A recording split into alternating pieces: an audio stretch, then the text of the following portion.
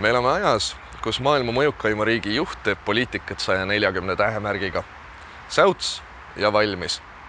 Terve maailm kuulab ja räägib. Keskmine personaliinimene kirjutab päevas vähemalt 600 lauset. Sõnu kordades rohkem, vastukaja, aga pahatihti vähem. Koolituse, kuhu sind ühes Brandemiga kutsume, eesmärk on anda sulle vajalikud tööriistad, et muuta oma tekst eristuvaks ja meeldejäävaks.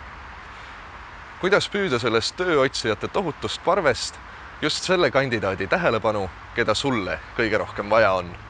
Ja kuidas panna ta tegutsema? Kuidas kirjutada selline karjäärileht ja panna kokku säärane töökuulutus, mis eristuksid sellest tohutust hallist massist? Iga kalamees teab, et ilma õige söödata kala kinni ei püüa.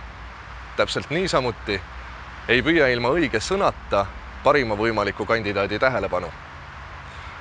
Kohtume 24. oktoobril ja leiame sõnad, mis panevad sinu töökuulutuse elama.